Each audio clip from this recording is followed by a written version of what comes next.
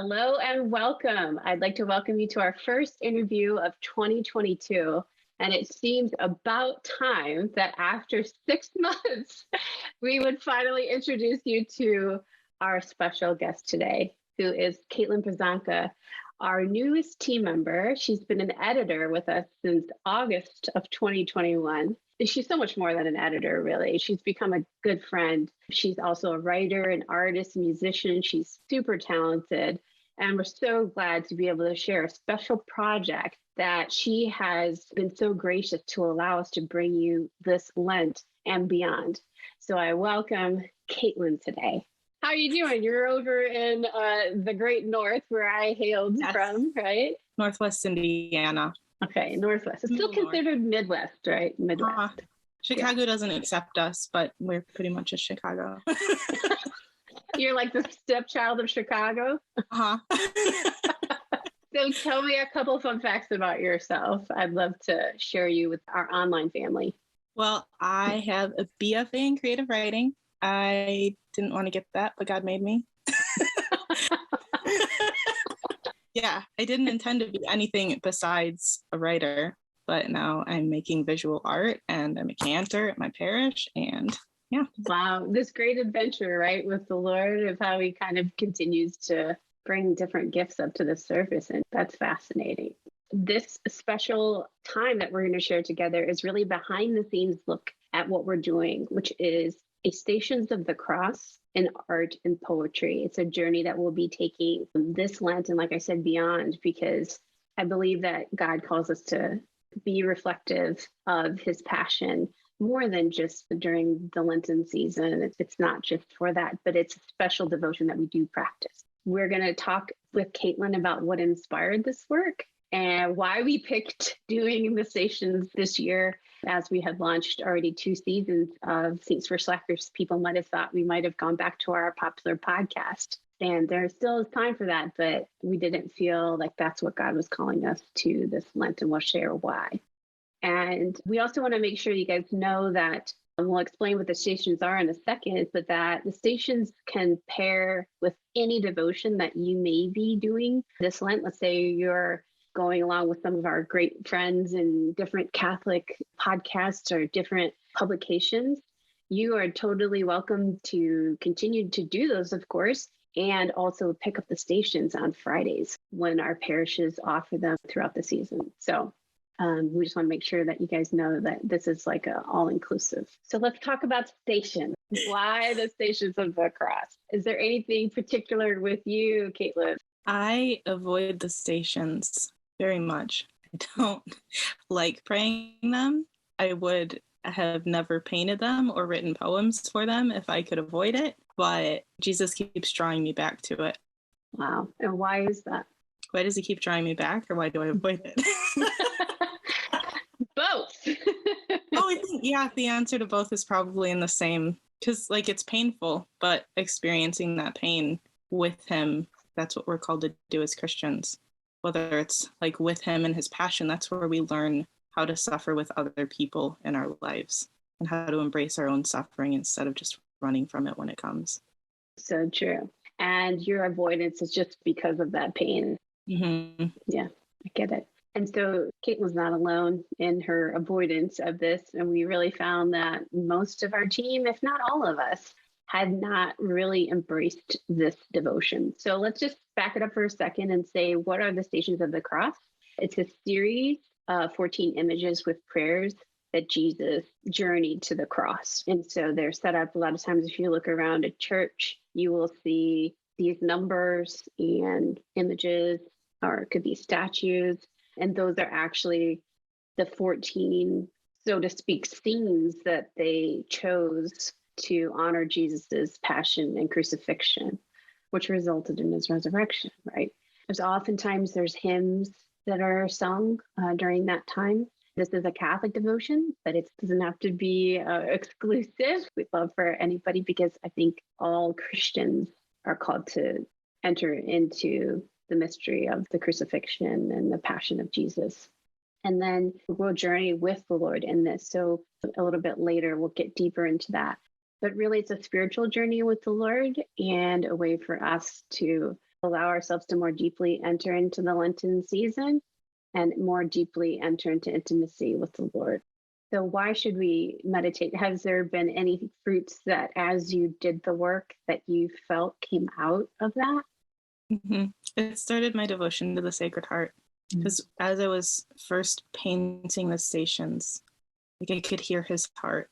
It was that heartbeat that underlies all of creation, just being drawn into that love and united with him on the cross. But then that makes the resurrection so much deeper when you've gone through that journey with him. Profound. Yes. It's like a love response, right? You see the love that God has for you in particular, and then each one of us. It's like you understand more the depths of what he's done, and more that you walk with him through that and understand why somebody would suffer to that degree and would continue to love and open his arms up to all of that, embrace all of that, and die in such a horrific way, and then become so glorious in his resurrection. So one thing that we've talked about is everyone kind of goes on their own journey, right? Yours is going to be different than mine. There may be certain stations that each of us is drawn to. Is there a particular station that you have that you're drawn to more than others? Veronica, but also Mary. I was at my parish the other day and looking at the paintings, and I didn't realize I put Veronica in blue. Like all of my paintings, Mary is usually the only one who's ever in blue. So it's interesting. I don't remember my thought process for that. That is really interesting. But I feel like there's a different approach in both of those, right? Of like how they're with the Lord, their posture towards him, I would say is different in each of those. So we'll talk about our approach to these stations, and then we're going to get into Caitlyn's inspiration and how the Lord kind of moved in her. So I think there's something really special about approaching the stations in art and beauty and culture. But there's something different if you were just to sit and listen to like a podcast. And there is something different about that, right? Mm-hmm. There's something in the visual experience, like being drawn into the colors. Also, sometimes when you're listening to the words, the person isn't really praying the words. They're just sort of speaking them. Right. So when you have that image, like you're drawn to it in a different sort of way. I agree. People learn in a couple of different ways, right? We're not just all auditory learners. Maybe we're auditory and visual. And there's something that engaging upon something and listening to a reflection of it at the same time is powerful. So it's easy as 1, 2, 3. The first part would be that you get the ebook. We spent time with Caitlyn going through the poetry that she had so beautifully composed. And how long did that take you to write 14 stations? Writing the poems, I did all in one night. At least the first draft of them. That's remarkable. It was in 2021, wasn't it? Yeah, it was the night before Palm Sunday. So going to Mass the next morning, I was exhausted. Was it a few hours of like sitting and just reflecting, or? I think I started around 11 because I was supposed to be praying the stations for my penance and I put it off. So I remember finishing like around 1 or 2 a.m. What was the original title that you gave it as well? Stations of the Cross, a love song. So beautiful. This love song was all written in one sitting. So this ebook is the first step. Download that. We put the images with each station. So this isn't like a traditional Stations of the Cross where there's a lot of recitation of by your cross, O Lord, you have redeemed the world, that type of thing that you would get in a very traditional. This is our own spin on the Stations of the Cross. But the ebook is there so that you can download that. That's free. You can make a donation, and we're going to make sure that those donations continue to support the art of Caitlyn. So we'd love it, even if it's $5 or $50, whatever might be in your heart. If you receive something out of that, there's easy ways to donate in the book as well as when you download. And then for us to continue to deepen the journey of the stations, Caitlyn was really inspired. So we have these editorial meetings where we discuss what our content's going to be for the next 6 or 7 weeks. Well, explain what this was, kind of this approach to the stations with our team. That's hard to explain. It's sort of like how we experience the stations in our own lives. So it's each post is centered around a station, but every person who writes that post is going to take that station in a different way. I love it. And each of us has a couple of stations that we'll write about our own experiences, how we relate to that particular station in our own life. So the first one is read the ebook, read the blogs. Those will be posted all throughout Lent. The ebook, once you download it, it's yours. You don't have to put 2 downloads if you're getting it for you and like your partner or something like that. Download is unlimited download. And then the second part would be watch. So another way that you can enter into this, like we said, we wanted a visual experience, would be for you to watch the stations. And Caitlyn's been so kind to do a reading of the poetry. And this is the first time you've done that, right? Uh-huh. How did that feel? It was scary. There were a couple I redid because it got to the end of it and I thought I did not actually pray that, or it wasn't right. There was something that felt off in the reading. I said, okay, come again, Holy Spirit. Let's redo this. Faithfulness. I love it. That just speaks to your heart, though. Your heart wanted to be authentic in that portrayal of that particular scene. So I love that. So we have the readings and it'll be paired with imagery. We have imagery that we can kind of delve into, and then some special imagery that Caitlyn has because your spiritual director asked you to put these up at your own parish, didn't he? I don't remember how that whole thing went, but I remember feeling like he had tricked me. Like I did not want to be an artist. I gave up reluctance for Lent that year because I was just pushing against God in so many different ways. Yeah. And then by the end of that Lent, I surrendered and just whatever. I'll be whatever kind of artist you want. If it's visual, if it's words, music. Wow. Kind of like when we give ourselves to the Lord, that we give ourselves to what he wants. We give up our will in a sense to that. So I can really identify to all your reluctance like throughout these different things. And thank you for sharing that. I think that others will be able to relate to that as well. So the second part would be watch. You'll be able to see some of the imagery in the church and then experience the poetry as read by the poet. And then 3 would be meditate on their artwork, which is available as prints. So there's a really high quality art, as what they call giclée art printing, where it's got a special kind of printing that makes the colors very vibrant, and it's heavy poster mat, right? So you can frame it, hang it up on bull clips or whatever you want to do. So if you go to littlewithgreatlove.com and you go into our shop, the latest things that we've posted all come up to the top. You can see the beautiful artwork of all 14 stations. And then if you scroll down more is the Journey of the Stations of the Cross ebook, knowing that you'll be able to get the artwork to reflect on in your own homes for those that wish. So what's cool is that in each print, 5 sizes of the prints here, and it's archival, acid-free, great thickness, very bright. So, all right, let's get to the meat and potatoes now. What we've been waiting for. So, well, I'm a vegetarian. We'll just get to the heartier vegetables. So we talked a little bit about the inspiration, right? That it came through penance.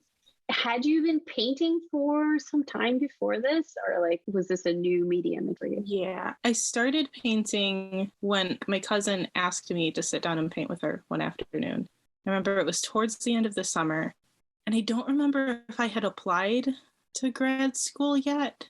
I know I painted a big painting while I was waiting to see whether they accepted me or not. It only took like 2 weeks.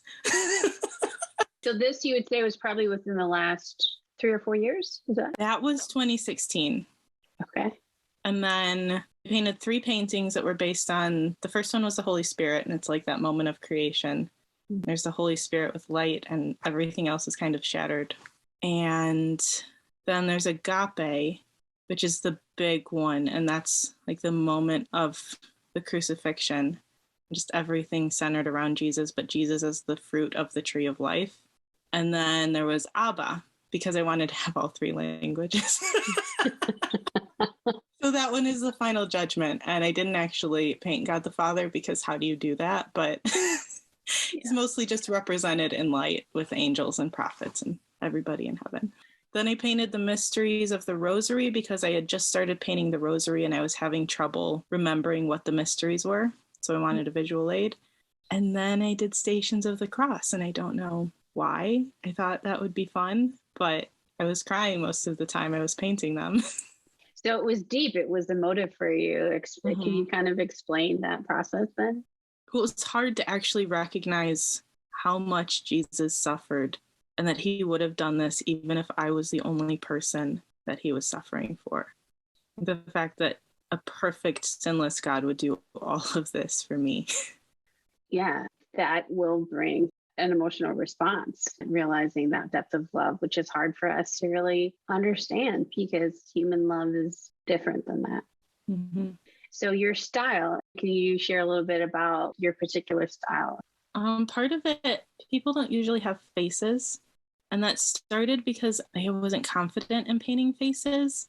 But then I realized looking at a lot of religious art, I get frustrated looking at the faces because they're not how I think that they would look in that moment. You have to commit to a certain cultural expression when you choose a facial expression too, but I wanted them to be more universal than that. And also, Jesus is the only one who has hands. Sometimes the apostles do, sometimes priests do, but in all of my paintings, he's the only one who has hands because we are his hands. I didn't put that two and two together there. So I'm learning something too.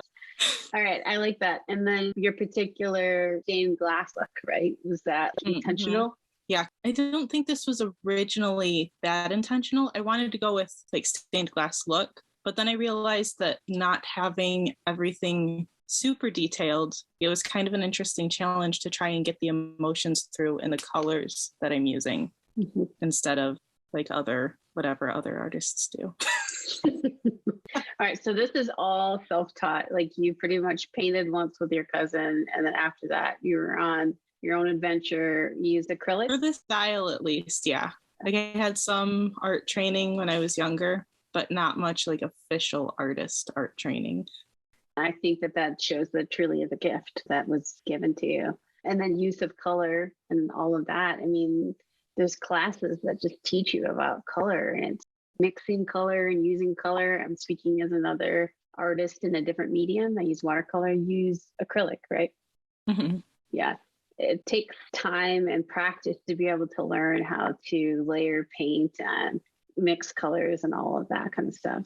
So your artwork is more reflective, right? It's something that was really meant to cause people to ponder, cause yourself to ponder. I love that you're learning the mysteries of the rosary and learning the Stations of the Cross in the same way and coming deeper into each one as you paint it, as you're using this to express yourself. Was there anything that it taught you or changed or that you grew as a result of doing this? Every painting is prayer. And once I started studying more deeply, that became an opportunity to meditate more deeply. So then I would just spend more time in these mysteries that I can't wrap my head around, but it allowed my heart to understand more deeply. I love that. It's like your heart was speaking this language through the painting that was understanding his heart more. Mm-hmm. Which would explain why you started the devotion to the Sacred Heart, which is a devotion that really led her to us without us even knowing each other at all. Which would be a story for another time, guys. But so we gotta keep you coming back for more. Caitlyn, tell us where we can find more of your artwork, because we have the stations down there. I would love to also, if we can get Agape on there. That one really blew my socks off. I can't believe that's one of the first ones you did. But where can we find more of your artwork and writings? On my website and my blog is over at Heart to Sacred Heart. And I'm on Instagram and Facebook at Heart to Sacred Heart. All right. So we can find her at .com, Facebook, and Instagram. Go follow her. We call her our contemplative friend. You can see it in her work. There's a depth to her spirituality and just a loving spirit that comes through in everything that she does. She's been such a great blessing to our team. I'm so thankful we finally get to introduce you to her. Go read her blog, the latest one that you did, which is your introduction. I don't know why we're doing introductions 6 months after the fact, but it just felt like we were finally, I don't know, we just finally did it, right? What was your latest blog post? Stumbling Back to the Heart of God. Which shares some really beautiful parts of her own journey. And I don't want to ruin it, guys, but like she was away from the church for a while. And she also shares about some beautiful discernment that she's been going through. So I really hope that you guys will check that out. And we can drop a link to that in the notes.